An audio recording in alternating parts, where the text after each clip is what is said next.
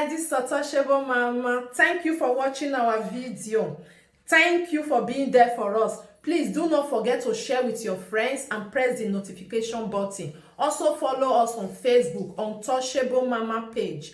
You can also see me on Otoshebo Mama backup page. We are there for you. Thank you for being there. Thank you, one love. I appreciate each and everyone. Bye.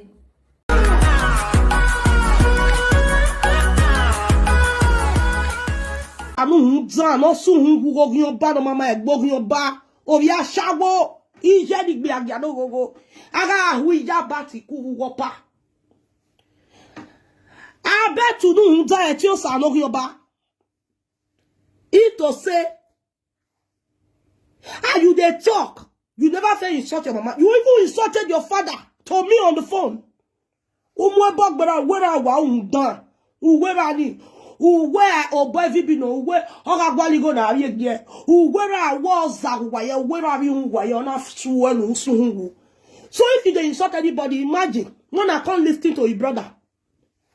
How about what you call him smart, the dirty elebe, dirty tingo, dirty eye boy like the bad. It was dirty tingo no gbe ho useless more boy.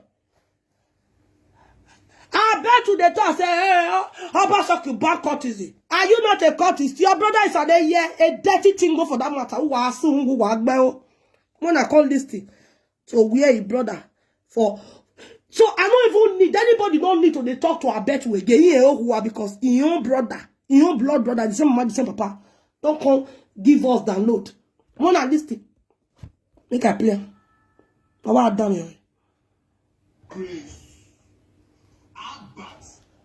Conversation. What we get for our family group. Albert come a plan come out. Now confirm na me don't go. Albert, I tell say Albert, I bet you no real ban of break bije. No break bije here me bije here. E cataract here. Ivie no ku eyan gba agbelegbe ogun yan ma settle. So what you na expect make Abba settle? Abba can never settle. He can never get peace because the home he came from he not settle. All Abba sisters, all of them, no one will stay for husband house. All of them, they go marry 3 husbands. After the 3rd husband, they will go stay for their papa house. As we speak, Abba's sister went there abroad. That one, they give her belly at the age of 13 years for inside upper. The pikin house with the talk, that one they inside upper. He leave the pikin for his mama. And he used less papa and he used less mama. He come abroad, come do ashawo. Abba will call another person, ashawo. And Abba, now runs knife for meat, this he used less wife in all one. Oh, or that phone will show. My people, they no get happiness. Go egbeno go ye egbeni na gbelegbe abati no your Obazee hu don no your bana egbena na gbelegbe kere ni na gbelegbe elewe gbe yen ya ohuwa ona wa mi opia o ya fi ona o ona mi isi o ya tugi ona rere eyin ajeregbe ere ma se ti jolo waji abati e ti o sa no your Obazee era no Obazee no ohuwa no ye no you no see efu eri mo tere Oma seti dolo wa yo ma seti dole moji mo era ma ewu so pa mo na zaga yo o mo na zaga yera o abetu agbi won no mama lazy youth lazy boy run away politician wa asu hungu wa gbon your papa never kpai your papa no fit carry his children together make unity there among his children no unity. Now you come the talk to person on our done. You don't hear that the AK before where all this so doing Ivie Jekon. Right here, Ivie. Even is that the AK step brothers and sisters. Ivie. Here again Ivie. Here when that the AK went to UK that day. The sister from another mama where we say they be the same papa. I ostan ogi mi o te mu yeko oni o egbe doma egbe na degbela Eri asiya yakoko. Iya me unity akugbe ore gbeni. When you that way, why you a great legend, era red at the eke, here we wahon. Why me there? Our war, I'm your son venue. How about you when no do a talon? Why we you whenever can what dollar one, who the ever zawa, you and you is why you and you guys are. Your mother is an adulterous woman. You are not na shawo, you and a hoku. You and is a hovopa, is a wija bati wopa, and that's why I'm came by your way. You are where you are bell. What you didn't make of your picture, you are like oh, Salo Bonnie. Wow, if I bought fear, close your lily, you. Mona call this to make a plan. Then Mona share the video. God bless you. Mona call this tonight, brother. Matt, the stupid, dirty tingo, the stupid, dirty year boy. Wait there for America, wait, not there, okay. Not buhwe, or that for whoever. Why whoever, but and when I don't whoever, webo. Smart enter America, mama bebo yak bebo, whoever, hoggy, our companion. Whoever walk it below America here. I got it around who don't know your bar, the more na fear who you are on who bear that for shower, or ya shower. I bat it on who you are, I bat it on who not be here. I bat it get Kenya who kinebo hewa. I bat don't fuck who kinebo, that's small boy, that's small girl. I bat don't use pretend destroy that pikito as we speak now. Who have a canny, hog is a label. Who kinebo is a label, pra. We are well kinebo. Kinebo, what is the name of your father? No kinebo ayatawe. The name of my father is Sabati. Who kinebo itawe. The name of my father is Abati. Who kinebo yabati? All this way yabati. Uwa. Ulawe boduya la yuke mami abebo yak bebo. To runsi o ye ba ku weke mono hu anu viokia. Mono ye na mona mona bia bido. Mono ye na mona bia uvun.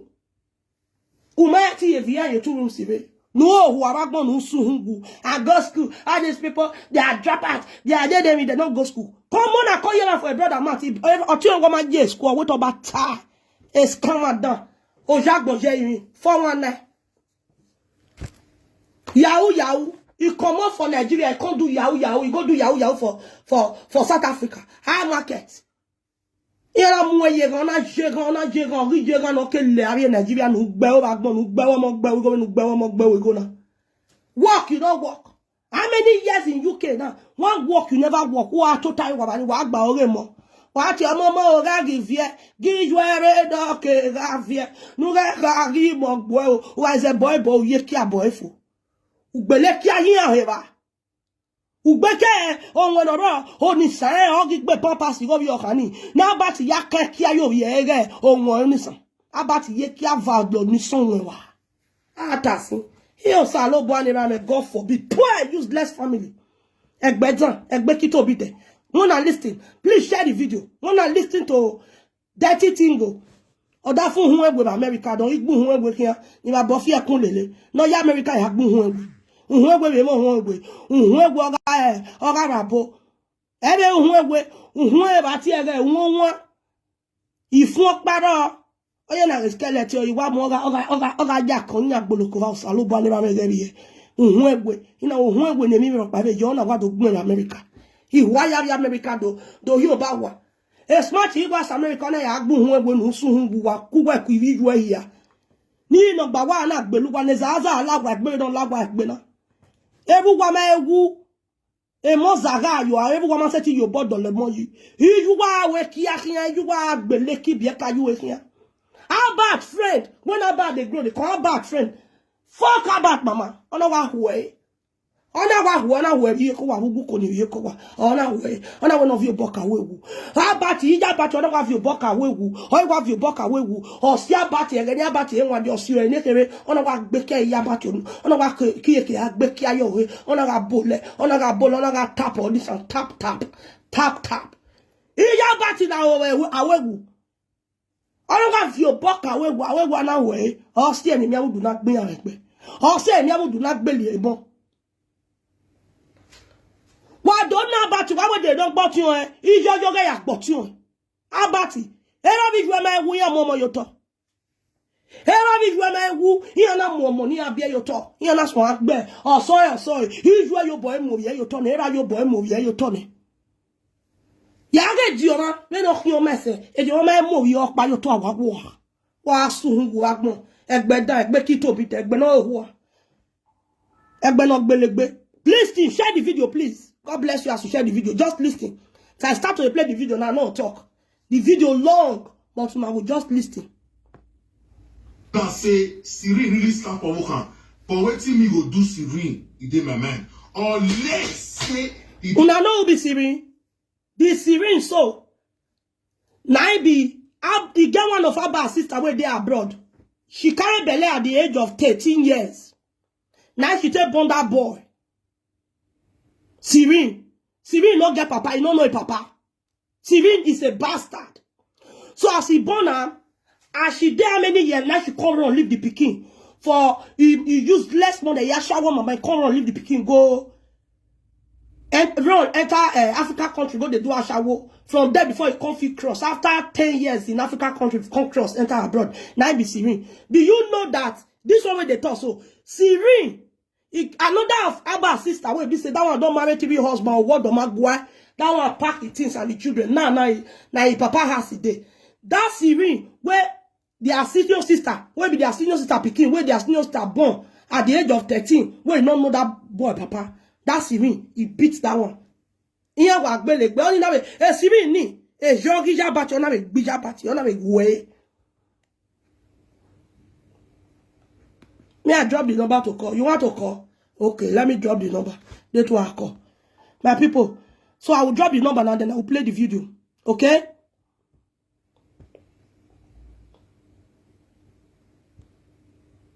I call. What do you say?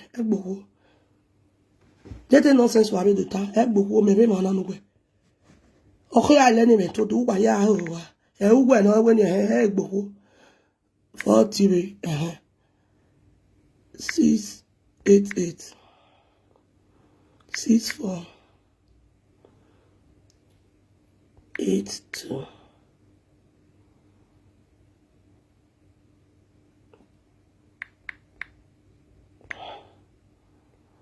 So now the number to call that one. In case you want call her, make a pin them there. Okay, that's the number to call. You can call me on WhatsApp. So let's go there.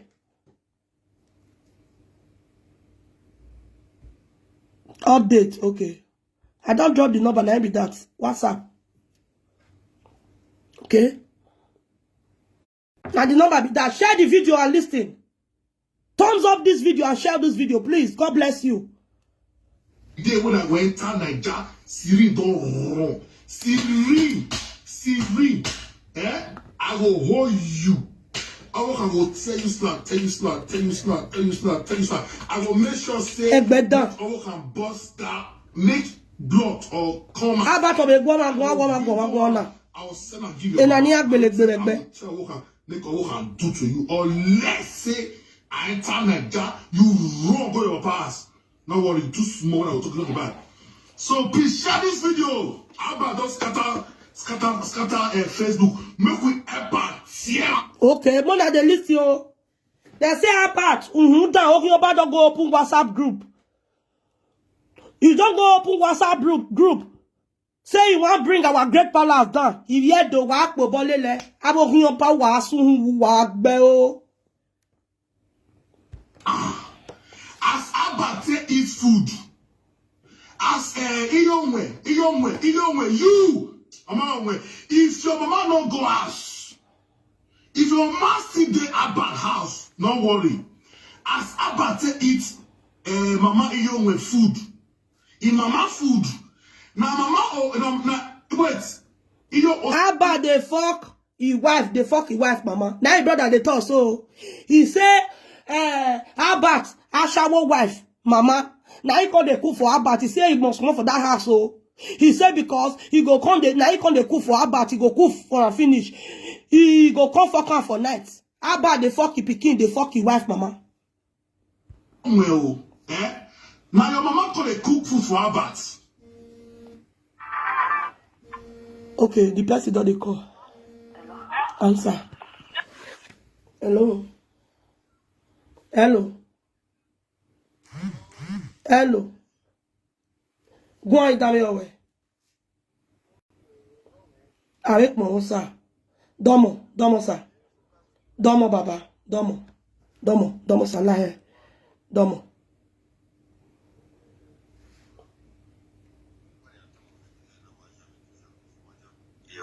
You can't make number well. Maybe do block me or rather will read the number. I don't know. That's actually low, but he said in the phone, you were more. Yes, sir. I'm like you working. That year.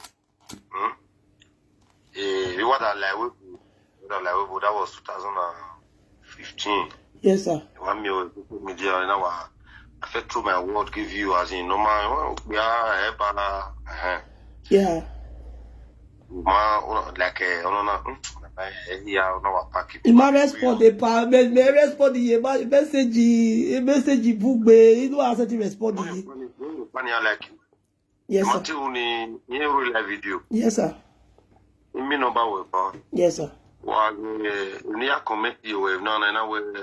Drop your number. Yes, sir. Call you. And I will see invite you. I'm on no phone now. I mean, one man in Ghana, big Don Cliff. We don't want Omaro no phone now. I've given you down. And I know what phone, man. And I want my phone here. I say, very much. Iwawa. Or you will tell what my phone here because where? I mean, on no phone now. So me just so Christine Obi. Now, if you want to watch time, I now. The light brokers in Wewu. You know, a big the war. You know why they respect you for one side. No guy they go condemn you rich. I would respect you for one side. You see, you do work, you do contribute to the country where you did. I don't be that bad now. Wait now, you must know what about the go more term. Also, the time where you talk about fear. Maybe I will live video for me. Okay, pa, ni me ka we live video for me. Ya we gbeti no ba na we gbe. Thank you. Okay, Domo. Forget about thought or anything. Here is a gun of both, my dear. Pa we ni me egwe. Me I know what we do we hin. So no ba wa we say na unu no ze do hin. With all due respect, sir. Emi ekinu dona rogion baru do baseki e no baseki e uwe do ekino dona esta si hun awe bogu si hun era me na we comedy o we iye mosto o emi mosto fi awu yin e oba na no fi awu ba emi no gba no a you introduce me down to that place no ko se no ga kobe no we na kobe yi o bo para kobe no la kobe na kobe mai hun. Yes. Yanti femi. And why I say, oh, you know, so what I'm here with me, you know, made around that way. Imana, Epa, anima come. Everybody get their star where they carry come. A musician, or say, more let us, I'm a musician, and Bessie, I know where one boy, Epa, I forget on you. You understand?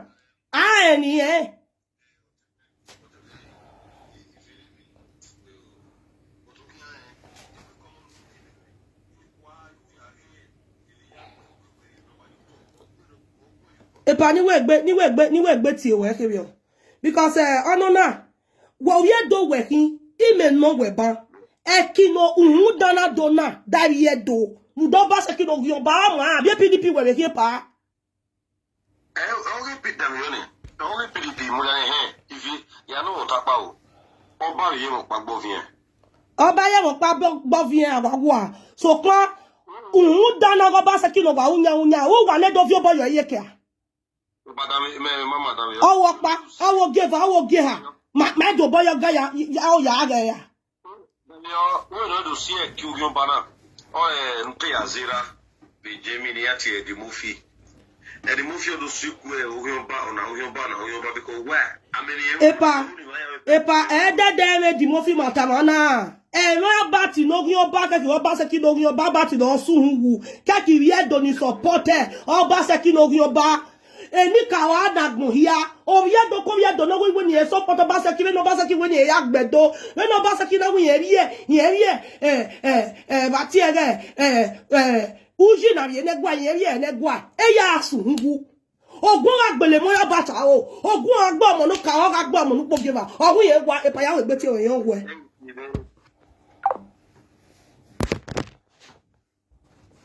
I don't call the call. Oviedo, Oviedo. Oviedo, kuna we nu vote no baseki. E no baseki wedo e. Nana mi we Oviedo ye igbama ya na fo ma ya na re koti. Re dem yo ni. Wana we nu vote no yo ba do. Ogun agbu bo no du ba se wa ya asa wa.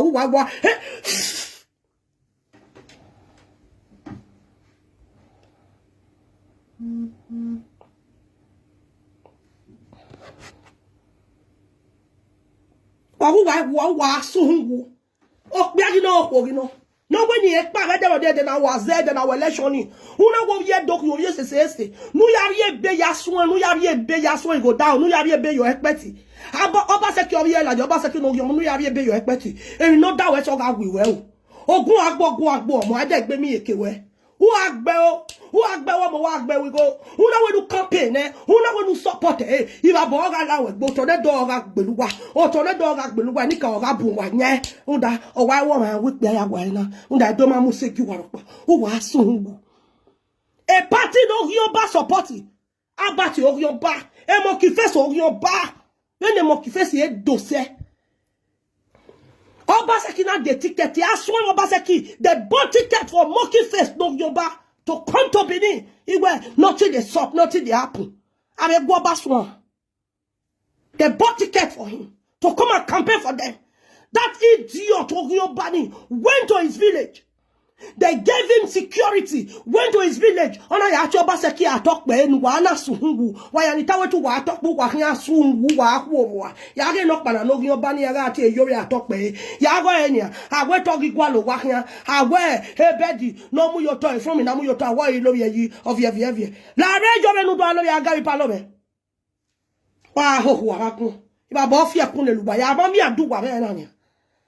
Abati no yo ba re we nu uju e ko we kegbe we ko we ki video wa ya de ye kere ki egui we be ma won do video ro pa iku o video ani ku no ro wo do ro yen wa biele nene every sin ya biele ne pi sin ya egbe ari owe ra ya fun we bube ba e ba ya you no see fu e na every more tell you no see fu e yen ya gbin na ye ba Venu we won nu se social media atenu ye Obazee ki wa go Yoruba venu go Yoruba of ye you know ya era ye you no see fu e era kemi e ba ye ko of ye no ta we gbe o wa gbe o bia no ko no re doni who re we bo re do na we no support e aso go down e no that we so kan agbe we ogun agbo omo o to le dog agbo e o to le dog agbo ni ka o ga bu yan ogugu a ugbe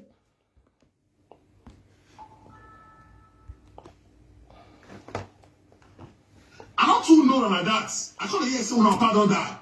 Wait, issue where show what? Your man will go house. What your man do for Abba house? What come and say, Abba come eat some mama food.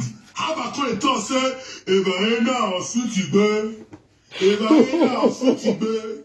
Abba ti wa ni na efone. Abba ta iwa bi e ni jobo kan lene. O iwa bi ene. O wa ye ki anya jobo kan. Ogun ogbijin so amu ebo gbije ogun ogbijin ogbe babo laji yen pe ogbe te mo afian wo jijin ogbijin eri omo gele agi je ni then about the make for live video ije mari e mo ije wa hoho ije ye kin ma give sweet be o da wi bai ba ni e boy mo e kan ta ije mu ibai na ya hun sweet aro wa ya de twi go mi ori ni go 5 naira wa Hey, all I want live video. You know, it's a live video. Begin insult family. How about family where you build you? How about you be a talk rubbish say now you carry us go abroad? How about because say when they give you glory, now you carry them go abroad? How about now you carry me go abroad? Hey, o ji wa ya o wa carry go abroad? How about? e wa dia to ge me ne egbe Obazee wa o wa egbo Yoruba You not be best. You not be. You don't carry your enter abroad. Why they lie for social media about? Because when they give you glory, I don't want to share this video now. I'm not going to share. Wa sure any wa sure e se ma disgrace your family family tiosa. You know when food where you cook give her back. We don't know how that food today because as her back enter live video. Open on here. Eat the food. This food so mama he don't cook for me. He too sweet oh, he too sweet oh, he too sweet oh. Okobo. Eat food. Okobo. He say if he wife Baba don't cook for her. He go talk to Okobo. He go come they use the children to they dance. He go they try the pikin go up. After he don't try and go up finish, he go land down for a pricky boy. How about this week here? Us week here you can bo he kuo. Okobo abi eba no bo ye egbe. It never reach how many hours. Papa pikin is just family. So mama, when your mama put something for inside that food. Imagine a dirty boy that even insulted his father. He was on call with me. He did swear for a papa or when he on your walk done. Now lie talk. I know the record. Now lie talk. A dirty boy where they insult family. Where he come out from a useless family. From a Yoruba family. From a dirty family. All their family background are dirty. He survived your way. So you mean say your mom put something for that food? Make once after don't eat and finish, man, you can take face family, eh? Family go small. Please share the video, please. Thank you. Family go Thumbs small. up the video. God bless you. How about you will be criminal? They call person criminal. Okay. Oh, Jacques Ivie. How about a smarty thing go dirty a boy? No, you or what Jacques Ivie? Or what you can? Tifia. Ojibole, ole. Ojibole, ole. How about you do your destiny, vie? How about you not do your destiny, vie? Oh, Ojibole, ole. Way. Ooh, o Jacques Ivie. Tifia, ojukin. They never arrive. He never go where. They never finye. Oh, you hunda. Ijwege, be ijwege, be ijwani koyage. Hey, your man go water. Oh, be akpa me biena. How about bring out one of your sister? One of your sister will born from one man. TV men, all of them born for. At the end of the day, they'll still pack go down your dirty father house. 2 rooms where your papa built for upper. No wa ho wa gbon no wa gbe woman no wa gbe we go. Egboja, egbe no mama, egbe no wia. Titi po. Body luxury over. Luxury body over. Okay. You can't even play conversation for family group. You can't even play. Oh, gee. People come in and say, I'll tell you what, gee. Forget it. Don't do that video. But after do that video, make if you not coming. So say I know if I don't settle there. If I boy, I give a brother fear kun le you tell me. If you don't know for eternity. Internet when women they use, you don't go tell me. Now you say you call me again, call tell me say you don't do play maturity. As you tell me say you don't do, why don't they call Abba say make Abba play maturity? As far as say Abba not play maturity, make we scatter that. Okay. Abba where BMW? Oh, what you ask scatter egbe? He said they was scatter themselves. When I seize your BMW, what happen? He said what happen for SA? That is South Africa where Abba go. If they ask her, and say what happen for SA? Over ya raba 419 o Jacques Ivie o joba jebo o jino raba ati e u daswe o jino raba batikin o jino do ba mi bie o jino rado abati nu dan bati no yo bo wa sun wo e mo ga fun awuju a ogugu a ugbe na family cause that one. How about you will run for SA? Okay. You will love for his house. You will play part over here. How you take your house? Which people money you base? Which people money you collect? Tell me, you will get skeleton for your cupboard. You dey make noise, they talk, say because in family they give you problem. If anybody enter abroad because of the enemy where you get, will say na jealousy. Who you can't enter abroad? Jealousy. You better talk am on the listen. No be you and bad suffer. Bad when you talk to slaves. You are bad don't stop working for more than 1 year now. You drive back. You drive back. Obazee say me bad not will follow you again. You drive van. Share the video. Please give me thumbs up. God bless you. Hope una still dey hear me. If you dey still hear me, if you still dey hear me, please write yes. Because I know they see comments, I know they see anything. You know. Please, if you are still hearing me, just comment yes. God bless you, please. Waya, if you don't know one, if you see wagya ko bokugbe, na ya ko ogun balawa. Abati nu dan. Wa mu ebogbe ogbe wa mu ebogbe bava. Nu wa mu ebogbe ba son, wa mu ebogbe ba ri eyore. If you don't know zomo, if you are listening to me, if you are still hearing me, write yes. It's a de no more go vijeve o. Buve de do vijeve. Oh, vijeve nu wa vijeve ne kasi so lobo ade ba wa is ade. I love you so much. My regards to your lovely children. Yes, so my people, thank you. You are still hearing. Okay, let's continue playing it. That's Mommy Erica Bado. I greet you, Mommy Yo. So lobo ade ba wa vijeve nije. God bless you. Yes, okay, yes, okay. Wa to vijeve, wa to ye. Wa here wa we say. Ke no fi yo, ke no ma fi yo. Na la wo wa ya ko boku gbe. Na ya gbo ba dole do yi na ko ogun yo ba be do. Wa get vote in ogun yo ba. Wa get vote in the PDP. PDP un dono. Have your ban at matowe. Have you no your kin. He when ni ma fi bo yo ye ke ogbi ma yese o. Ogun yo ba. Vote na ya wo ba se ke SSA. Okin no ri yajo jani mane do ogun agbabati e ti o sa no bi oba so ogun agbo omo ogun agbivi je ya yo ahoyin awo ye wa ye ti o sa bebe ti o sa ye ba gbon yan na yo vi yan na yo bi yan mo yan yo to e yan kan ga he mo yan ya ke ya fun yan ye wa. Thank you very much. So let's continue. As by builders, jealousy started coming over. Now only you want to call people illiterate. Now only want to say this person no go school.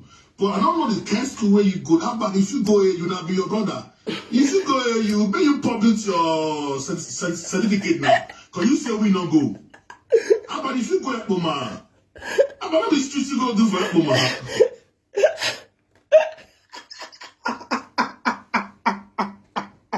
How about we don't get matric number? How about your brother, your useless brother? He said, may you go, if you they tell you go school, you go AU. May you can't tell us your matric number. May you can't publish your certificate. Come and publish your certificate. Do ya get mama? Matric number, you don't get it. Wow. Educated illiterate. Without Guazebo. Ugwa you stupid. They bonusan ugbe obagbon. We ma je school obi you wo do certificate la jamu ya ye you. E matric number we bo abati nu su hungu.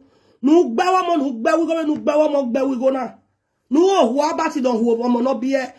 PDP abati the fucking picking. PDP abati fucking picking. PDP abati fucking picking. Vote for PDP in Edo State at your own risk.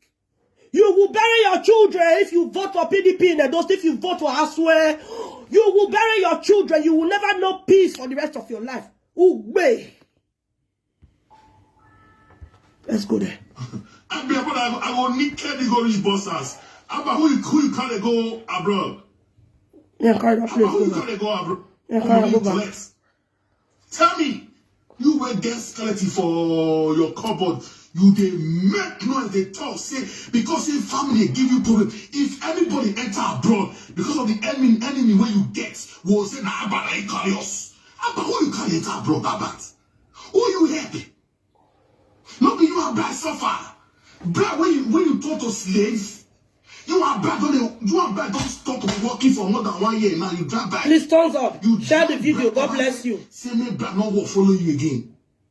You drive van, but you can't get cause say bad see they improve for the bad see they improve as you drive van, which is still they improve as bad builders. Jealousy started coming over. Bright na native doctor that for inside our power. Only his up. The same bag go come and go say, I'm a poor musician, I'm a musician in Webo. Oh, we get at your betty, all these obo, or Zobefa, who were power. A boy far all these Zovani. If a boy feel cool in his year, Iba boya fi ekun le liyan. We are me ya bat if una see about mama ye bo bebe. Eh slippers magba ogwe. Iya bat yo ogwe kekon ya le lo opa ya kian. U pon magba ekun. Iya bat ya rupon son pon. O ra rupon oyibo babe, oyibo bugan. Ojo nya, pon we no wan ye kun. When I go na bat they make it match for social media. He mama na sweet. And chewing gum, 1 naira, 5 naira. That Baba they sell for outside. His mama put counter for outside. He 5 naira sweet in it. He me buy. If me ko ya no bia when ye who are say a doctor someone when you who any ya but we know you who are say me ko ya no bia ya fe ya fe o godo ma go pa era ya me mani ya gbe ya bera. Nebe ma so boye je panye gbe go mi go. Let's go there. This person don't go school. But I don't know the kind of school where you go. How about if you go here, you not be your brother. If you go here, you publish your certificate now. Because you say we not go. How about if you go here, Mama? Is it you publish your certificate? Come and publish your certificate. Go reach bosses. How about who you can't go abroad? How about who you can't go abroad? How about when my money where you collect? How about when my land? How about no fear? If you brother land. How about tell me say dirty smart Obazee. Dirty tingo. Dirty elebe. How about say he put 2 sand? I enter Nigeria, I not see land. Dirty bed where they chop bed. I'll tell you where my land. You see, I want to win my land. My boy don't see land, give me. I don't know, say my brother don't do me gaya. Me will be there. You can't see do me there. I can't say okay or no wala. I can't day. I must tell me say, my picking rest. Down another one. I can't say okay, make a rest. Now I can't say press some button. Come like say I can't do the tape for Nigeria. Now I take press some button. Now I take to America. Boah. Now I better share this video now. America go Abba is full of jealousy. Abba is frustrated. Okay. Abba is full of jealousy. Please don't wanna listen to me. I can't go back. Abba is my brother. They talk. Abba is full of jealousy. Abba is frustrated. Jealousy. Even if they jealous, your own brothers and sisters. No Baba may saw. No Baba may see. All jealousy. Yeah. Et tu es ni akba keke akba ou akba la dia. Ni ame ho ame jealousy. Et jealousy spirit. May I carry that place go back more and listen. You see, I want to win my land. My brother don't see land, give me. I don't know, say my brother don't do me gaya. Me will be there. You can't see do me there. I can't say okay or no wala. I can't day. I must tell me say, my picking rest. Down another one. I can't say okay, make a rest. Now I can't say press some button. Come like say I can't do the tape for Nigeria. Now I take press some button. Now I take to America. Boah. Now I better share this video now. I'm gonna share a story many. Abba is full of jealousy. Abba is frustrated. Abba is full of jealousy. All the people Abba call name. Abba they play our record. Abba don't know say when it the rubbish people. How about me? Record day when I go play. Record day when Abba they say give me. But it could go delete her. So now you smart pass. Abba now you no computer part. Now you go school pa. You sure say you go school Abba. Abba which office you use for no work? Tell me. Question. Abba which office you for work? Abba you don't say work before. Abba what you go do for Indonesia? Okay. Abba what you go do for Mexico? Okay. Abba what you go do for South Africa. South Africa.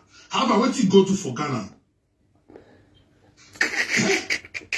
As the young give, as mama or when mama don't give Abba food, Abba call the talk. Yo, Mohammed, if I don't let now, or give you Yo, Mohammed, or live I be. Yo, Mohammed, it took Kuko. Ezaza ga okian like Yo, Mohammed, be. Oh, we have one. Ole uko deye. Ole na e danu where you get. Ijo who is your wa. Even who are like UK, or who you want to Abba, you say you want to carry your man go abroad. You are below as well. Who you are? What's on here with a bar? You are below with your Obazee. You are below white.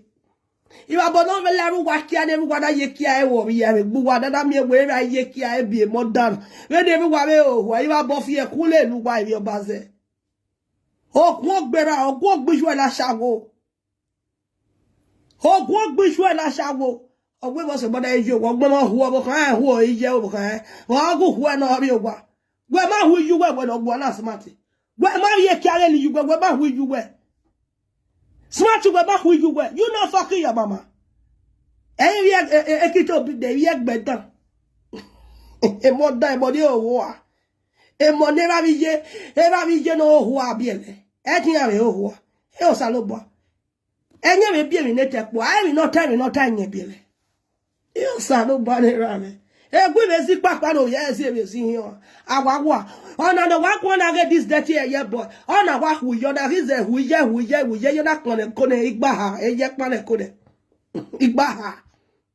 Not be brat when you shop. How about when brat money are bats? How about when brat money? How about when my money? Where's this ability money when you collect? Abba collect after Abba don't chop my land though. I not see that for Abba hand. My sister wait they Italy where see Abba now again. Now Lara they call her. Imagine that I say oh the sisters were there for abroad. Now shower they can't do. The ones were there for Nigeria. They go born for first man. They'll leave the first man. Born for second man, they'll leave that one. Third man, they'll leave that one. At the end of the day, they'll go their papa 2 rooms. The 2 rooms where their papa built for upper, they'll go there. All of them. Now, 3 of our sisters, 9 days for their papa house with children, with bastard children of different fathers. How about the reason I tell you? How about it? Don't be a guy, you ba. How about it? Don't me. Hey, about it. He young way. No, who are? I saw time on that me. I saw time. A short time on that way. Short time. How about it? I shall will on you. He can't send me 1.something million naira. Abba can't deceive her. The woman go put money for Abba account. I don't see money today. You know, you are giving money, may take back for me. No. When I see some money can't give me, you see that you know what, my brother, that way, we can't start. Buy land for Abba from Abba's hand at your own risk. We are why when you say where after my batty who down your bar, chose and also who ne mo afia wo you are no na afia wo ira bi ja o era bi je kam yo bi am o tin o yo tone o tin etin sa yo tone here ka yo bi am mo yo tone here be yo bi am we gbe ya wo re here vivi ani ke yo to here mo about yo to iju e abati o etin sa no yo ba se iju o kin aju kun ne ku no iju a ki onu iju ma na ki onu ne ba karo iju a ki onu no ke wu iju ba ki onu gbe no ke wu iju a most your mother will mourn you, your mother will wear black for you. You are more cake boy. You come where I am where you ever act back, but where you act back, but where you see your web bread. Oh, Salo Bunny Mammy. To go buy land for Abba, the year brother now they talk and say, he give up money to buy land, he's scammer. He dirty brother now they talk about he dirty brother, dirty brother. He say he give her money may take buy land. He say he's scammer, you know buy land. So, no go better for Abba Tando, you are on your own. You are about to fear Kundel wherever any walking, you are fear like a boy. You would so hold down you own. Now, little your bad daughter, Jack Bonjami, Tifia. Attack Parapado Gyoji. Start. How about the how about no one see me? How about no one call self amagba? How about the base? How about now they call positive? Now you be tifo, Abba say me no get property. Where be say Abba now he sell my property 2011. Abba say I never get anything for Nigeria. Abba sell my property 2011. It was of now when they look me and say I don't doubt if I don't get property that time. I doubt it. I doubt it. Please share this video. Story day. Audio day when you go show. Audio many. Abba no fear. He said, I will disband family. Abba, you small. They tell me, say me not go Nigeria again. Imagine. Etio sano who are ogin baba to ogin ba betu nek betu. Lost body odor. Titi po ko akono we are lo baba ti nek ba kon nek be kia. Abati no we are zuzuzumena hu ko. Go consider talk to my great father. Somebody wey don't insult the papa. Carry a family come out, come beat them, come tell us their family where they beat each other. My own papa. Daddy Eke. Agua. They are all united. Akugbe. Ogwin vivije. Keki vivireya. Dioma yera gomene dioma ki oma se oyo boy si ye ya na yo bin other your boy si ya koko. Other your boy si ya koko. Era bati bija bati other your bin na yo bin azari ni ya wa ye na yo bin awo ku we gbe money abie. Mona listen. I don't talk put it but answer. But I care the video care oh. Care Why care the video? Care the video here. Care the video here. Care the video. Share my disgrace of Abba and his family. Share the video. Share. Abba the fuck he wife mama. Abba the fuck he pikin. This man, dirty year boy, slept with his own mother. Oleshe mama. Uhiya bati, hori zele we no zebo. Uhiya bati, hori tie, fwe, how are you, friend? How are you, friend? Hello, hello, Uhiya bati, hori zele lo, shon. Hello, hello, ya bati, egi lunu hiyo, egi liwe hiyo. Ya bati, la hiyo. Ya bati, awatota. Ye lunu hiyo eliwe hiyo we agage uhiya bati wa tie we bo wa hiyo na no wa ulikulike na una gba o karije uhiye eye la hiyo uhiya bati ori yan yo topu ne mo ya hue ni bi eka ya hue wo pa Emission ase e party agamo emission wi ko emission asiku how your microphone how got testing the microphone hello shun hello shun we ya bati how we were testing microphone but when about how it hello how we give over go we ya bati give over go hello A musician here tested the microphone. On stage here not tested the microphone. How about you hate testing? How you hate testing the microphone? How he tested the microphone? Hello, tested the microphone. We about it blow. We about it blow boy. We about it kuse. We about it go. We about it maba. We about it go. We about it maba. We ya bati pe baba. Ami ona ma iya bati ami ona ma we. Do we go no. Baba gbo your spiritual way dirty talking. Go and ask him of your pano. Ove we ya bati ni yo salova. We ya bati pe go. We ya bati kuku se. We ya bati pe baba.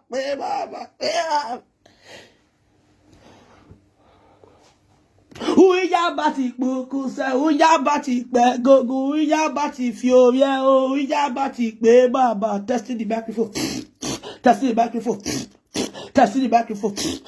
uya bati testing the microphone you salo whatever hey abi ojo let go there come on boys saga your mate na my feather na they cover you okay but you dey feel say na joke. The call when I received today for Benin, these people never call me one day, but they see your video.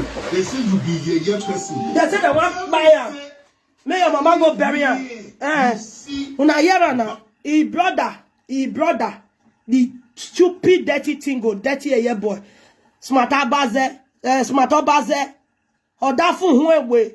When go America, go the head of goat in of Buhwe with America. He say, people call and say, they want ba about a tiosan of your Obazee. Everyone will catch a wukinebo, a tiosan of who ye wukinebo, a tiosan of who know your money. He said they call and say they want buy a me mama for go bury her. He ya bat you bury ya, buy honey, I go where no whole way, they smart in the whole way. Hey, smart in over when I better you away, or we are Bomojo, you are, no making a moyoto. Or when we are done, look one we, or walking tabo, no whole way. Ya bat yet yosa. Ah, we are Bomo, you are. How about you know that we are bad you are when we are do connect with your turn, no, I are here no more. No, I are here on it, yosa no, we're not, how we're not you. No, soon who would. I wouldn't worry a ton of war, I wouldn't say a bonny or saloboa. You saloboa, I wanna do poor. I want you so that, but I will eat your saloboa. But I be more bowder, Vogi sununa. I want bona with you saloboa, but meji rita. Or we are not sakan, or what boviana is sakan, or you be sakana, or what bobo. Or bono women, our women, our or why me now, your mona. Or when Larry ya batty, a chance at ye, or what battle ya be for the social media, or what when it's ever bonia. Or why me now? Or what be like Benedict Bay, or what when it's ever, but when we are torn to Yekowa, we are torn to Toyota, that or we war with Fiawu, or we are do Ponofwa. He'll salopa yita, or bar meji, or Jekwa Jeke, so go a miri, or salobuani rang. Now, sorry, family. I wonder why when you say, but where I mean, I hear you, or where, Baba. Now, we're running with Biffia. Women, ya do me, I do me more, but I be more bow, nana, and me away now, but Mammy soon, I will not wear book wall, or wow. You both now, I know I give ye. Then if you no say via, or I get then why have ye, Kevarike. Like, you know, why when you say, but I told you, go work it. Why I told you that why I am what you say you way. Why when you say bo? I wanna go by meji here when you come away. A book when you come away when we are doing you talk. No, I are here no more. You salubo, we you cook kill lip. Honor, you cook kill me very. He get your savio, off yet, your so, or bota bene, or bobon, or I mean, here, or what would no wiggle, where that baby, or wiggle, and you're walking on it. Oh, my beggar, el salobois. Oh, boy, ma, yawa, or what me goes to boo, or when you may walk beggar, go away, or walking out bay, egg bay mini, or what here may lawa. Here get lawa, or what you done on Lahiana, or women here one mudiayi, or where lawa, or salubwa, or walk or where fear, or what more vicar. No more, or cocker than I met him. Or whatever I can, why Vina, where Vina, where the web of Vienna, where Lakwana here, where book, or why you know where more turn of Hena Vie. There you veer for now. For now, where the Viet book. Why would you say, but I do connect with my Ahione? Here, Saloba, way, or we give any jay. Oh, why will come back to beggar here? Oh, by Meji, return, who beggar any other will come back to Gasha, won't be again, no, you want to tell who beggar any other you connect with on that for her. Even we are not second, but we're going. Oh, what do by Meji? Yeah, where, or what band?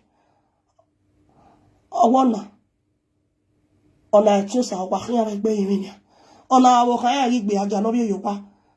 Boy, only what your manana. Or what you connect with it. Who better ever bat here, get you say here, monobia. You get TV, woo, we Eric Bobo here, yeah, or where matter one or what by major with your wig with Yakwa, he away with Saka, he and Yanu Bonyanua, he was a look of Hiona.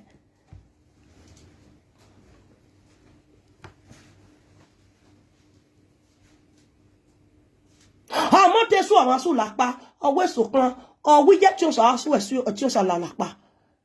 Il salobois, il y a tion sa souhait tion sa la lakpa, asoe, il y a tion sa soit bâti la lakpa. Oh, we your swell la lakpa, we your moken be, where, or when we have book, or when a dog, or when we are quitting, he are when we have book, or walk by and no day. Il salobois. I will know you na you ma no wa or you everyday. O we go be gbe mi. Yeah, everything. I wo e mo yin ya hin ga pe le. Won wa pe mo yin mi ne. O we ke ro iki o we lege no. O ye ke kebe. O we ya yo ne pa.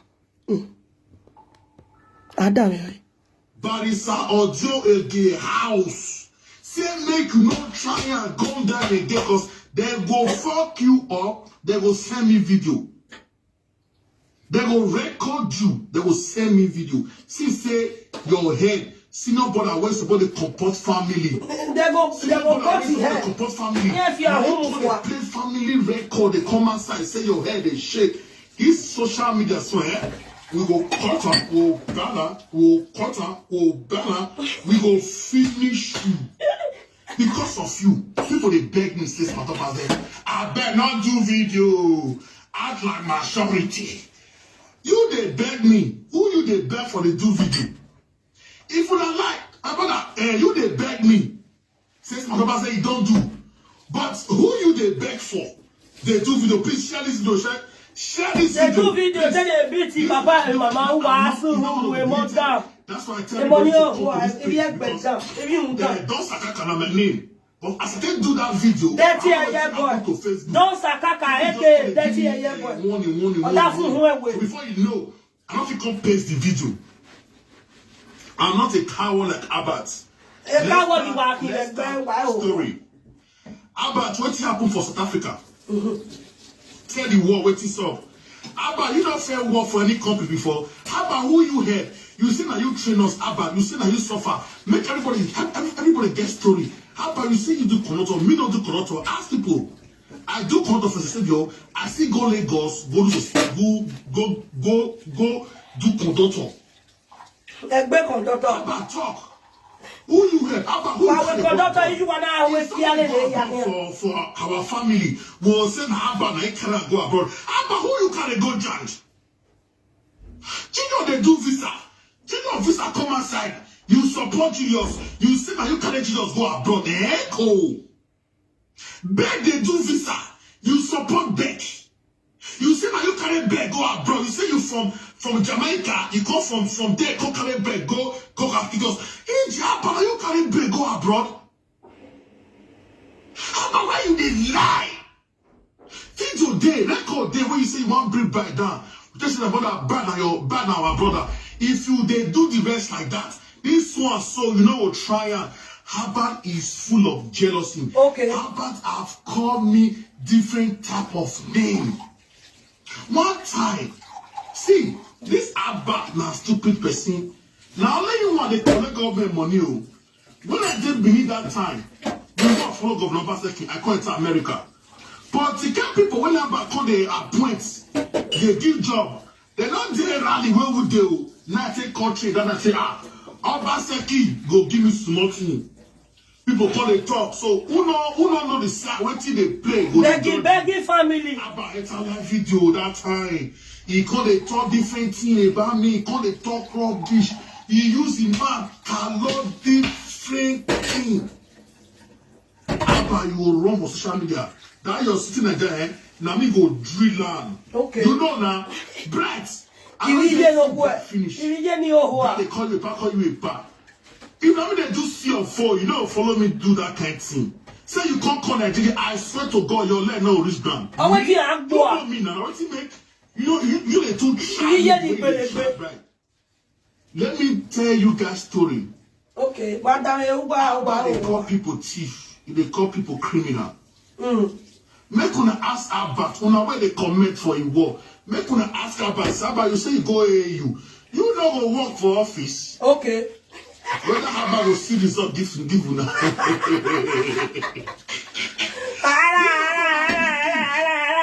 mama gather money, can go train for school. From $1. This one a picking where my mama gather money take train Albert. About your result, I'm not going to result. We ask for any traits. About you can speak English. About can you speak English? This one laugh. This one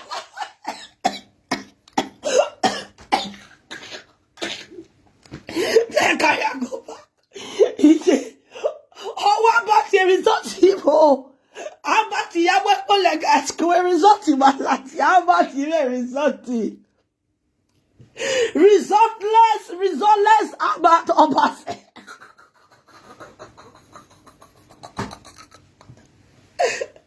Oh, but how who are in school? You see about go count war for a candle law.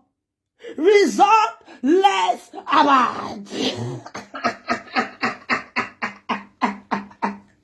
Oh, what about you, mommy? Oh, mommy, resulting that here. Oh, what about you? Matriculous. Eh, cut or ya do a cake cutty. Eh, how about ya do a candle law? How about you, mommy, resulting here like ya? Wait at a year, school are resulting. How about the resulting? Oh, we go do a resulting, baby. And if you don't know who, no, bear.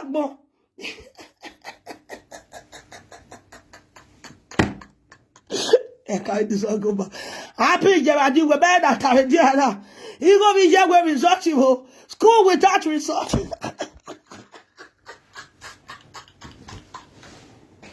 He said my papa don't get school start, but my papa gets secondary school results. My daddy don't go university, but he gets secondary school result. How about go a candle line, not get result? I mean, you be like,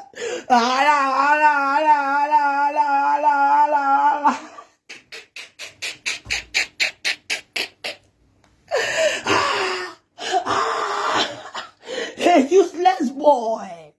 They said that even from a candle law, he don't even do anything. He don't even go 1 year that they go to a candle law. Now from a candle law, he fell wrong. He go Morocco. From there, from Morocco, no, from Ghana, you go Morocco. From Morocco, you go to South Africa. Oh, South Africa. How about you? You want to be a result? You will be a baby. Why go in now? But on the way they here, be the year don't you want to see? Why go let you start to be a result? I want me a result. I want me. I want to. I want me a baby. How about we a year school? Every result. Every year secondary school. Every year a result. Every school starting. How about the year can't law? But the result here like the year do some more. I hear that. Everybody here, no, don't be wild.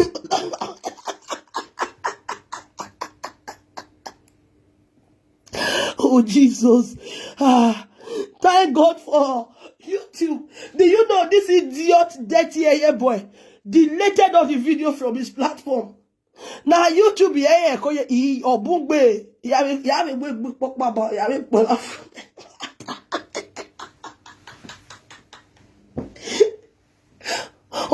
we yo sisi gwalo here. Here we yo pia gwalo we here. We here re that here jealous iwo. Oni no ye na money see me logo. Oni awe ba ti e no ge, ba ti e ge ora ko ipakoko. Oni nia, oni wa re ye agbada ya gwale. We here no ko ro ogun agbe. O we ti so ogun ogbo e. O ye e bo ti sa. O we ti mo afia wu yo i o sa lo be da we. Ivie ra ye na kina ni wa gbe. O we ti yi a ohua. O we bi a ohua. O we ge ni yi a ya kokomo. Yi a ma si akugbe yi na ga we ki alelu wo pa ya kan. Ana ga ze ken be yi a he. O go se ye ba ohua. Ivie ja bati ya ya ba. No do mozo you no dopia you no da gege you no ma bi baze. No do ga ma yi ni awa ya gbelegbe yan we ya me gbo we ti e wa ge agbohun e ya ri oboyo Ivie gbedan era dan ije dan abele mo e ri aseye. There's no peace for the wicked. Who that we era wa do we ra hun dan awe bi era wa bi afihin wa ta parapa wa bi ado awo hun dan wa no iye no ro awo mo dede ke awo no wa bi we lewo awo yo iwa we ki awe chane awo e smart ra no oluhun egbe na no gbohun egbe na oda fun egbe owo wa bi ki awo ni ye o boli yo he wa o je ki aboli yo he Awa here ye na do boli ye. Smart is ye ki amu ijo he mu ijo he mu ijo he mu ijo he. Awo na na no wa gbu we na ge ye boy na. Awe ki aya de ijo he we to ye pupu. Akpupu. Akpupu.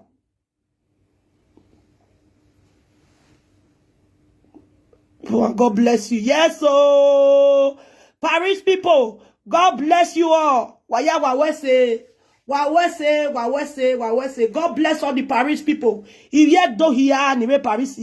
O saloba no de ba wa kivie go no ga me ba ni we no de. Waya wawese. Daddy AK is loved by all. Waya wawese. See how na take turn up. Though I slept off, I was waiting. I called my daddy. Daddy, why yeah, platform where you live video or where yes or when you live video. In a okay, me now I have me and the way you have me. Ah, so me ya you big you salo wa busy this yo. Ya give you Paris ya beligo never me. Oh salo wa never me. Paris people why ya west yo. Why ya west so no boy dey ba wa so pon why vote no ba se ki o why vote na aswe ba se ki ogun yo ben akin ke ba bati ti o sa no yo ba ze hun den akin ogun yo ben akin why ya west ibi Paris ya wa west wa yo bon ma o wa yi go ma emi ya no wa do gba lo we bo tu wa ga mi o oga mo no tu wa ga mi o oga igo no tu waga mi o emi no ri mu wa pa mo wa re o tu waga mi o u wa ya ga mi o wa ya wa wese wa wese bogo wa wese ute o wa wese bogo me no ta me wa wese bogo me no je me wa ya fe wa wese una try una turn up ah daddy eke e ba ibi ka ba no una turn ah why ti o saga ba ti awo ma mi o we ago to opopo ye ne bi o ago to opopo ye ne bi o ibi Paris ya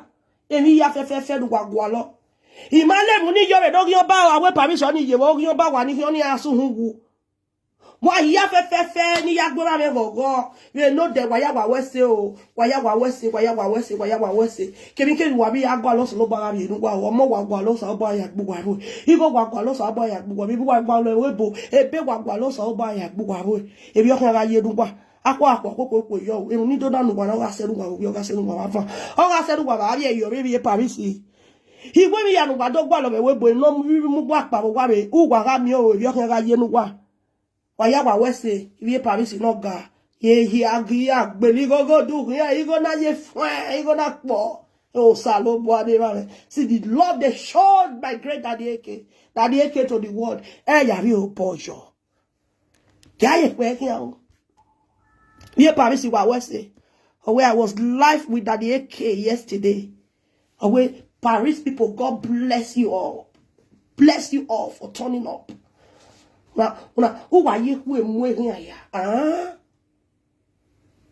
no gwa ko be we ya ogare no do de igwe o amega roru ke gese no le yo about you dana when you first try this nonsense oya de igwe ona ya de igwe ba kamera ni akobe ona di gwe ona imi baba la baba gui baba social media no baba ohame no baba gui baba la wowo wa de gbe de igwe this second time wa de igwe no go ba we yan ya ogare no to de igwe dopa o amega robo ke geze no le yo no gu me we do ya we yan wagare no wa do de igwe o amega robo ke geze no le yo no gwa ko be we yan ya wagare wa do you nu we won to o amega robo ke geze no le yo this time apart Obazee Ogunyoba no time now first time you first try am una ya digwo na de igwe una ya imi ba this time no chance for you again, it's too late. No time for begging again. Imi we gbe aya ta idin o ke na ya imi idin hu ya ta hu ya ta wu me am ya ta who asu hu wu gbe aya to na no chance for begging again, never. Wegi me me abeg na wegi de igwe idin wegi de the second time and we try wa ho ya mo na we no go work for office Whether Abba will see result give now. Okay, listen. Now me go drill land. You know now, bread. I don't just see bread finish. Bread they call you a pa. If I mean they do see or four, you know, follow me do that kind of thing. Say you can't call Nigeria, I swear to God, your leg no reach down. Okay. Me? You know me now. What you make? You know, you they too try me the way they try bread. Let me tell you guys story. Abba they call people thief, they call people criminal. Make una ask Abba, una where they commit for a war. Make una ask Abba, Abba, you say you go AU. You not go work for office. Whether Abba will see result this will give una. This was on our picking where my mama gather money to go train for school. From a $1. This was our picking where my mama gather money to train about. About your result, you know, I'm not the result. Without some any traits. Abba, you go fit speak English. This one sweet to me. Abba, can you speak English? Abba, where is your results? Abba, what's up for South Africa? Abba, where your grade W? Abba, who you scam for essay? When I come pursue you, you come right on Nigeria. Who you scam? Okay. Abba, who use an symbol to take past your head? Abba, who lock you for inside room? Okay. Tell the world now. Since you the brief family matter, Abba, why you don't attend the waiting you don't fair do? Abba, what you go do for Ghana? Abba, what you go do for Mexico? Okay. Abba, what you go do for SA? Abba, you say you go AU. You don't use our work one day. Abba, you say they help us. Abba, you don't help Muslim before. Abba, not be car where you they use. Before you come up from Nigeria, now you give him a, you say you buy my motor. Abba, you they mad. Car when you don't use, car one die. As you come up from Nigeria, you can't give your papa. You say you buy your car motor. Abba, now, come on, I will fire you. You obey. Okay. I beg. Mona listen. Owa bati, owe, avalupo ovawewe. Owe, odi e tonda. Ise na tonda go fire you. Owa avalupo ovaluwewe. Owa avalupo ovaluwe ya ewe yaka. Owa avalupo ovale mo nu bieni emeva nu bieni. Nu ho no nu gbe onisa onwe nu gbe onisa. Owa avalupo ovale ya ewe yada. Yo salobo amoma tona na. Oh we you agwana. Oh, we were one look what boy. We told that go fire you. Told that fire you. Fire you. Hey, Tiosa, told that fire you. Hey, Mota. Oh, we yeah. Oh, Tana, wait all gooey. Oh, wait that for look what valor away. Ugbe. Hey, Mena Ugbe. Oh, Salopane Rave, Moba Tadia. What you be yo? Oh, we yeah, one look what valor away. What Ugbe? Oh, Salopua. Oh, it came over. What we can never. Elvi your boy bog bena who bena we talk sene ye. Oga seni vije ya fefe kino be gwana. Have look what be boy avalu wa ya we. Valu wa vie kwe vale wa vie kwe vali you wa piko. E o salo buwa uwa ho wa gbo. Wa gbe nu gbe yo. E uwa na ige vi obazo ho wa. Uwa ho wa gbo. Uwa so hu. E o salo buwa. What we can never. Me biaje ya. Anyway, Vijay, how Vijay are winner. Have a look, we have a Vijay winner. Have a look, I have a Vijay winner, what value Vijay and when Nikkei, or what do value where, or what value if you were, or what value at Pico. Salobo, yeah, who are doing, I am more a better. Vijay no where, a break it up. But you see now your wife, now your wife, mama, now they go school. Your wife, you go give your papa. You say you buy your car motor up and now come on, I will fire you. Ube. You say my papa they sick. Our papa never sick before. You say must not go school, Albert. You say now your wife, my wife, mama, now they go school. Your wife. Ija ma yes, kwe kia ye wa auhia. Ija ma eve na yagbe aga ye wiko wa ija bati ye tik boyoto. But wa weno do draw kia yoto ija bati iko a draw kia. O draw ki bi here. Eke no wagwana ge. Wati ege se mati ge odafu huwe no huwa na ge deti ye boy. Eke ona. Ija bati a draw yoto be na muda o me search the queue ye no ya line yo he.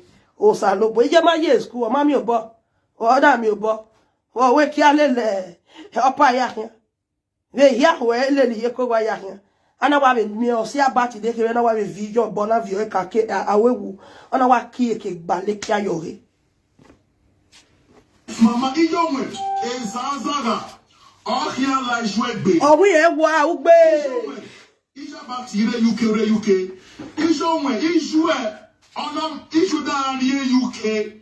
Imami not move in Nigeria. I don't know what Mama or Mama. He can't go UK. Your mama go sit down for Abba house. Your mama come be called a cook for Abba as if say, now your mama na Abba's marry. When your mama Abbas marry, your man will go as. When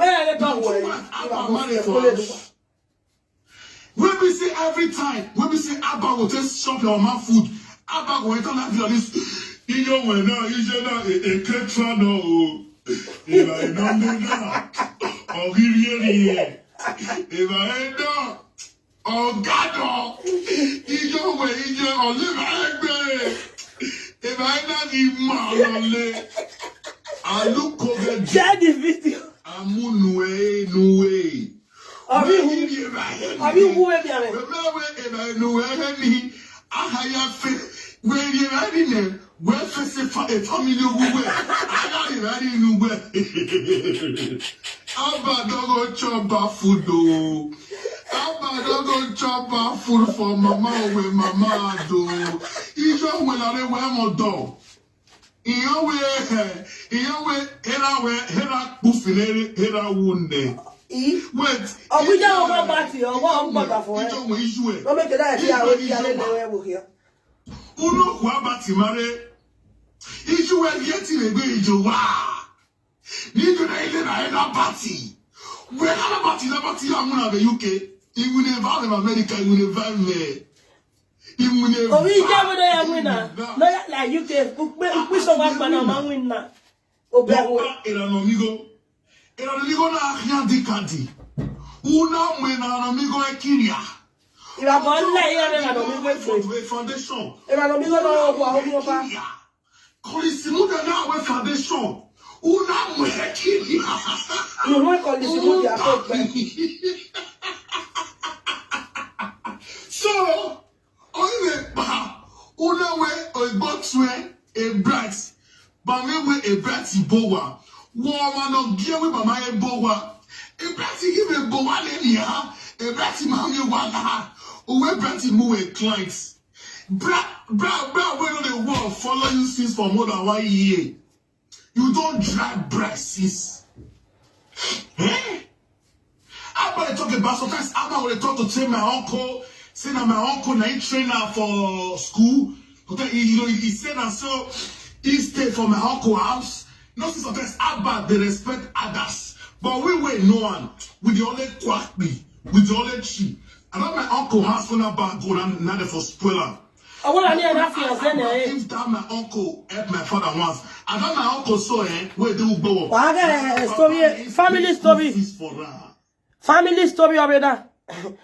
Oh, what woman dear? Oh, where? Oh, Timmy and oh, what? Oh, what Timmy and if na bati ya no one on your woman, your what here? Oh, what any enough fiancé? Oh, what's your now who are in Ogina? Oh, what any enough fiancé? As an old back with mother. Pay school fees for that man where they go school. And my papa they pay school fees for them. Now they for spoiler bags. Abba, wait. You were the last person. Abba, what happened to your first marriage? Okay. Your marriage not crash. Abba, what happened? Who you call a wish? Who not call a bid for your compound? Cause you they do live video. You know they read they talk the facts. Okay. Cause you they do video, but you know they talk the facts. You don't even see how bad. You don't have to say, or don't say again. Use a color. So, you don't color or just finish. So now, bread, you want color? Echo! Well, why can't it go? You not say more, not do video. So you don't color or just finish. So now, bread, you want color again, now turn and I will fire you. Oh, we have one way. Turn that. Make una share this video now. 180 Hey, my people. share, I'm Please not share. going to There is play. video I want to play to you guys. I want to take you to say how we grow up. I will take grow. I want to tell you now this small story. Trust me, about on the talk, but me go too calm. I don't want to destroy about me because very second me name when about take call person. People wey about call name for government it too many. But I know too that low. For me for me to call it play about voice record. Too low. But he don't care. He say my senior brother my foot. Senior brother, my foot. How about when you have Jesus? I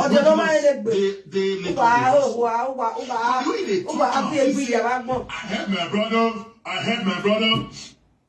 How about when Jesus go UK, I not assist Jesus for the travel. How about when Beth travel come out for Nigeria, I not assist. My money not there the travel. Cause you they say now only you want to carry person they enter abroad. Say you say now only you want. About you will be criminal. You will be thief. You will just scam me your own brother. I did India they hustle. You tell me say land day that time from Agba 2011. Till today, how much are they selling land in Amagba? It's $1 million. That's what people say. Abba is owing me money till I die. I must collect that money from Abba. Why you will never I build another house. I will still collect that money from Abba because of his stupidity. My brother come tell me say, my papa say money there. He said no, there from Abba. Say you all quick corner, quick on back now. I can't say, but not sure if you Abba content disturb me that period then. He come like say he come say if not quick back those who sell them the next day that say why you Abba money from India. Bae! Abba come say you don't buy land. He can't tell me say you don't go put sand this side. Abba even video I say give me that time. I can't say Abba thank you so much. I can't say Abba 100K.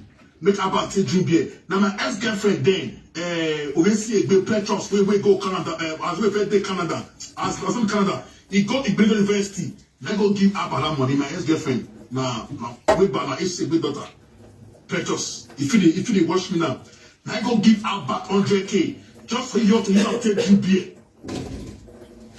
Alpha. I can't tell Nigeria. I said, Nigeria, Abba, where my land, where you buy, where the video, where I want to see her. Make that for sweet day, start to the yours. I feel knocked out they go. Abba to travel, the money you talk. So.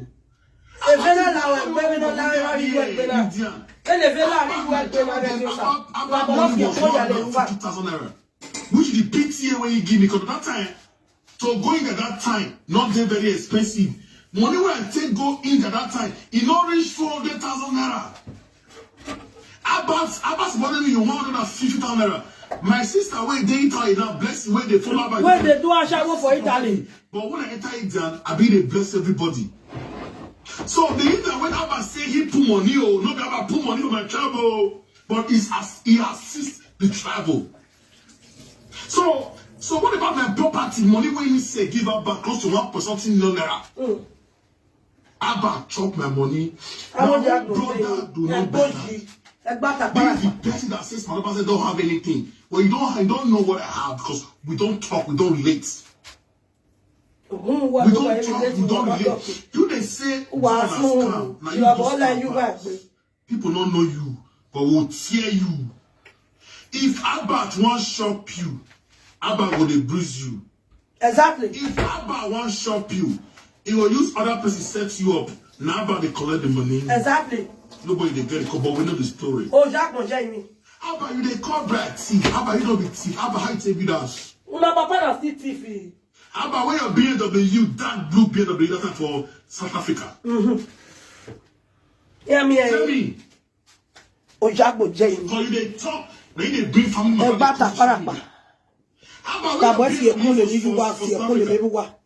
Abba, wait till you run for SA. Abba, you were around in black West Africa. Okay, black on DSA before black on Nigeria. Abba, why you run for SA? You know what tell the world say where to make you run for Africa? Abba, where you BMW, what they seize for you take? Where? Yeah, what? Bazaga, Isaga, Lawe, we're not migarele.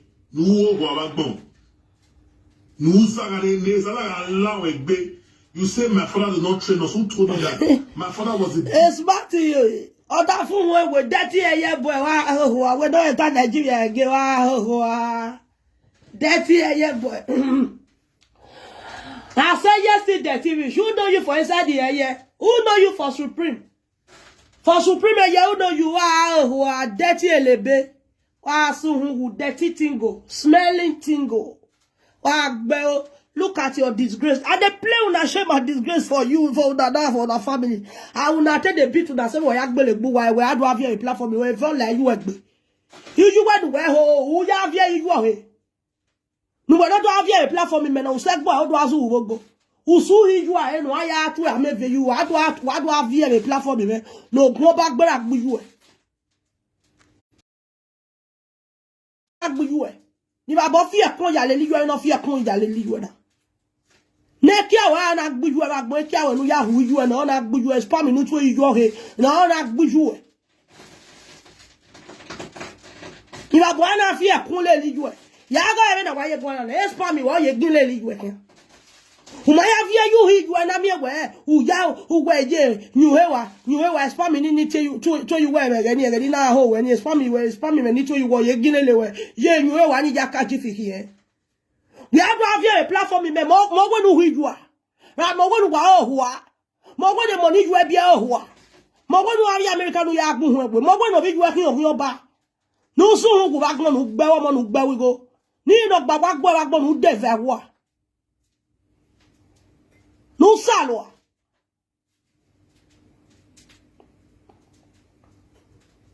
I am going who you are. No, I'm funny already. Who be you who be gwalo na we for do gwalo ma bi you e wo do ge mama na una do die we no ya do who bi you o die mo bona who ba ti do bi you die mo bona amu hu tan e mo die mo ni ohu a ibi je no ku e ibi je no ma na gbe bi je no gbelegbe iju wa ma ti gba ogu wa iju wa we ki ale le abi abewo ke iju wa ma ti su wa koko e wa iju wa ye ba gbon wa fi e to wa ohu a o wa yo pia you mo so gwa le gbe ke wa yo isi gwa le gbe ke no gbe o oda fun hu ewe nu hu ewe ana gbo wa ge smart fi an about hu fi an hu bi je o hu bi yo mo bona e smart agbo hu bi je a sun hu go ba gbon o bi asawo o bi gbe aga no go bi a doctors woman your mama don't fair born first 2 children and your mama fair born for us before your papa called the fucker. Your father was sleeping with your mother while she was with a man in the house. No so hungu. Your father was sleeping with your mother while your mother was with a man in the house. Your mother had 2 children for another man while she was still with that man, married to that man. That was the same time. That was when your father started sleeping with her. You are adulterous mother. You are adulterous, useless mother. Your useless father. Era no ga awo ko no godo. Era na ye ki abi yuwa. Ona ya ye yo godo no ga yebe. Abi wa ya wa o si eni ba bona fi ekun le luwa na bo da wa ya bi wa. Era wa woto. Era na ye ki abi ko no godo yo godo re. I want to never who is one be a never another me where I see a one name job be never also one hour who that here I want to here I got walk with a robot. Oh, what do you ever what do? Hey, you ever there who are guinea? Oh, that phone I walk by when you are Jekiale. Here I get Kiale you. He when you are Pakara. He were no Pakara or Pakara Toto. He you are 1 hour Pakara and I make you. Ana do mi o me va no te bia yo godo no ga ye ona yo ge gbo papa ni jo never ya wo egi no godo ba o ge na igbo ni wa ona yo pakara na ye ona yo ge gbo mo pa wa mo Iju na ebe na iju kia na ya ye wara ni be. Ana edomie iju na do abieluwa. Ona abieluwa ye o ketegbe bokudogbon. No bieluwa ye na no wara owa. Awe gbedan. Egbi babo. Egba doctress. Agboto de wa wo wa ye pope wa na. O be le lu wa na asendan. Wa o. Era na wo ko na rogodo. Yeti ogodo you ga ye be ba ga wo eru gbe o agbo. O ri lare ni. We get product no lare ni. Your mother was an adulterous woman. Your mother was a married woman. Why? When your father started sleeping with her, even in her husband's house. But what is the product where they can't get from her? Now you, Abat, and your useless siblings. Yeah, now ya give you any what the magua. Yeah, what be no give here what to level baba. Yage, a bastard, a avon weba ni, if you any quo, ya a bastard, a coco weba. A moya near be no merero, here what be a meha, here be a nemeha, or what they have, a guya, here will give you bastard here of your giver. Here I who have more. A grandfather no cook a bastard. Here a grandfather no cook a bastard. Ema bi ata we ejeme o. Ema bi ata wi emeje. Ema no me bastard aseje. Ema bati. Her grandfather a bastard. Ema bati no who era bati no wo no wonder.